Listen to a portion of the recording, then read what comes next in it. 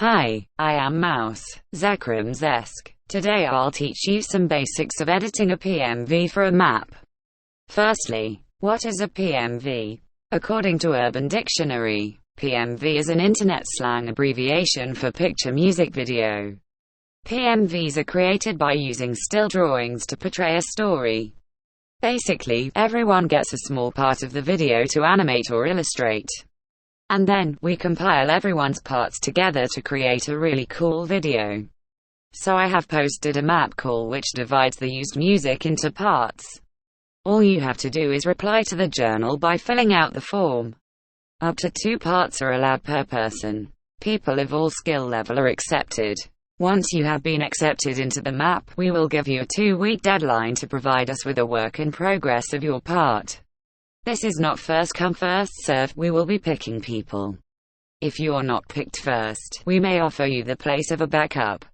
A backup steps in and takes over a part if one of the main animators bails. If you know how to animate, or know how to edit, you're welcome to participate in this project. If not, no worries, we will help you edit your part to be a PMV. I, the Mighty Mouse, will teach the basics of a PMV. Let's start. Your canvas should be 1920 by 1080 pixels in size. That is YouTube's default format. You can use any size that fits this ratio. The higher the number, the higher quality your part will be. Just don't get too carried away with it. 1920 by 1080 pixels is the standard.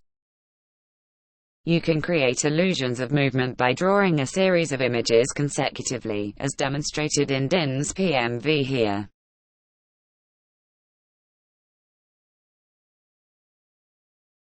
Now, what if you wanted a shot like this? This is called panning. For this shot, the image ratio, the 1920 by 1080 mentioned earlier, is actually different. The width of your canvas stays the same, but in order to smoothly slide down the image you need to extend it vertically. The same happens when you want to do a horizontal pan, like in the opening shot of N's PMV. Sometimes, you may want more complicated shots like these. In these shots you will have to isolate elements so that we can move them. For example, this shot is actually made up of 3 separate images which are then made to move. So basically you would have to draw the images on separate layers and save them as transparent PNGs. Remember that there are some effects that can only be added in editing, like rain or snow for example. Here, the fog is added in the editing, not drawn. Those are the basics of what you need to know to work with us for editing.